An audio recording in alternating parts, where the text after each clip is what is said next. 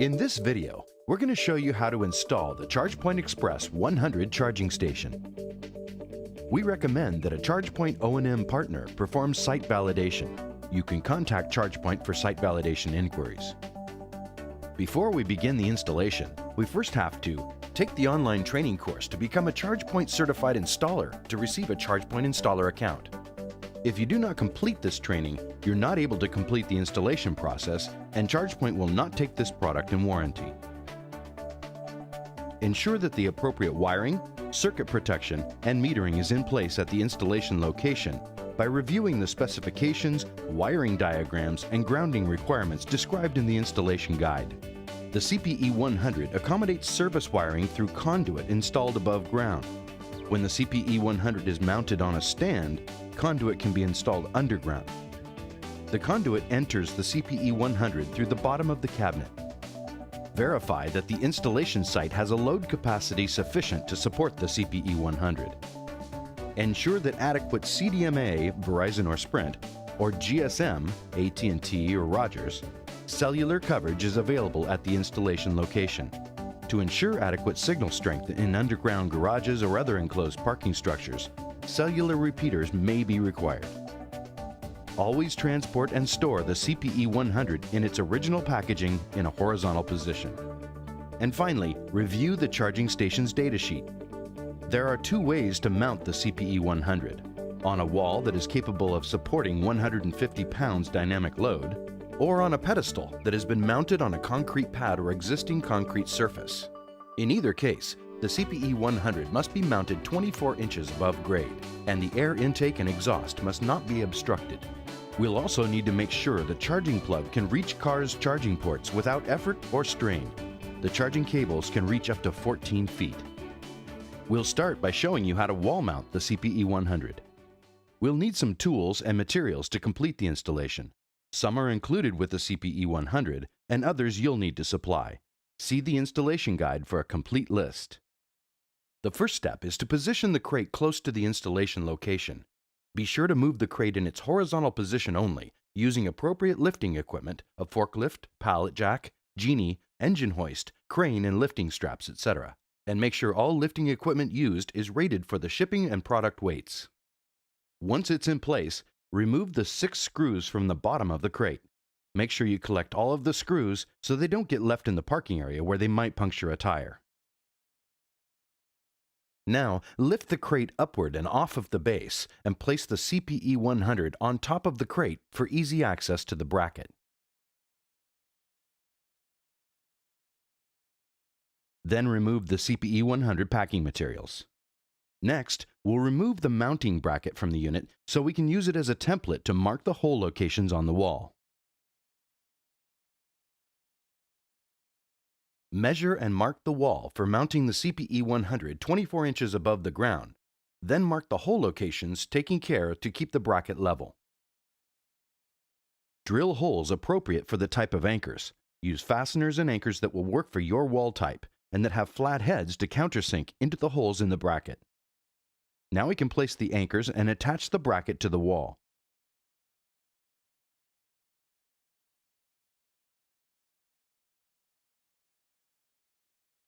We lift the CPE100 onto its mounting bracket. This is a 2-person job. And fasten 2 screws to the top of the CPE100 and 4 screws to the bottom. Then mount the holster to the bracket on the side of the CPE100. Unwrap the charging connector and slip it into the holster, then hang the cable on the cable hook.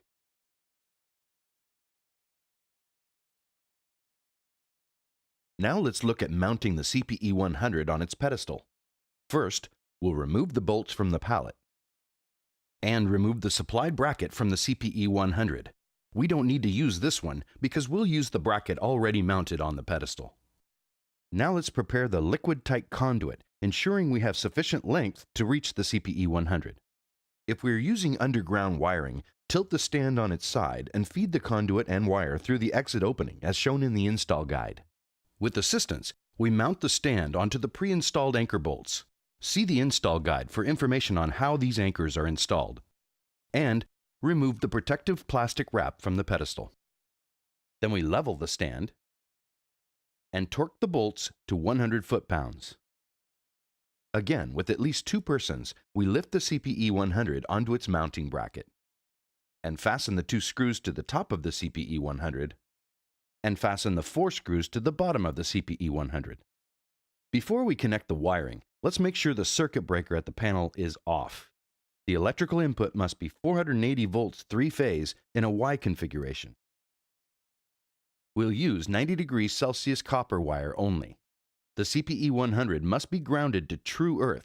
See the installation guide for all electrical specifications. We'll cut the liquid-tight conduit to size and affix it to the input opening of the CPE100. Connect the AC and grounding conductors to the terminal block.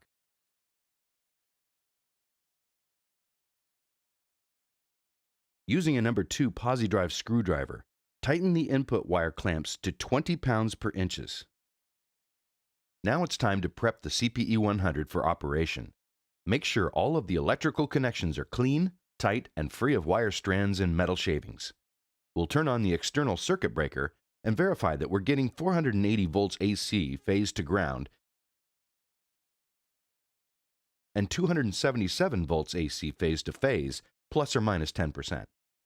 Be sure to write down your measurements on the installation checklist. We'll turn the internal circuit breakers on, close and lock the door, unwrap the charging connector, and stretch out the cable to get any kinks out. Measure out the distance to where we'll attach the retractor so that the cable doesn't touch the ground.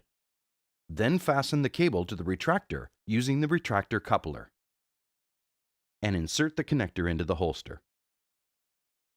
Remove the protective film from the door and place the activation sticker on the installation checklist in the installation guide. Now wipe down all surfaces with a soft cloth dampened with warm water. We can now test the CPE100 to verify that it's operating correctly. Let's tap a ChargePoint card on the card reader to start a session and plug the connector into a vehicle. It should begin charging. To end the session, just tap the ChargePoint card on the reader again and return the connector to the holster. The display will show us the session information and any potential errors.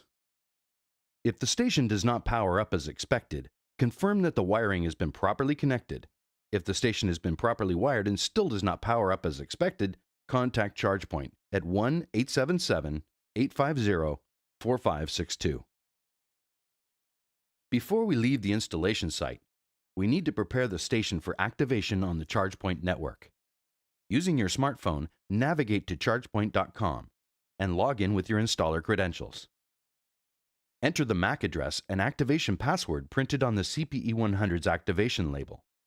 Confirm that you're installing a new CPE100 charging station, and when prompted, touch OK to share your GPS location data with the ChargePoint mobile site.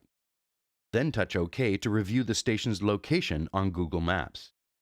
Review the station address and zoom in to review the initial position of your station's pin on the map. Using your finger, move the pin to the correct parking spot location. If needed, manually adjust the address of the CPE100's location. Add helpful information for drivers. Take a picture of the station using your smartphone and then upload it. Touch Submit to pinpoint the CPE100 on the ChargePoint map. The last thing you'll need to do is complete the post-installation checklist found in the installation guide. It's where we'll certify that the station is properly installed and configured, and where we'll record important information for the activation process. Once it's complete, tear out this page and give it to the person responsible for activating the station. Congratulations! We've just installed a ChargePoint electric vehicle charging station. All that's left is to activate the station on the ChargePoint network so drivers can find and use it. For more information about the installation process, including preparing the site, maintenance, and troubleshooting, please see the CPE100 installation guide on ChargePoint.com.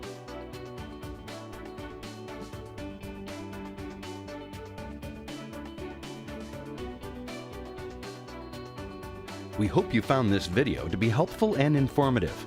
Please help us improve this series by sending comments and suggestions to training@chargepoint.com.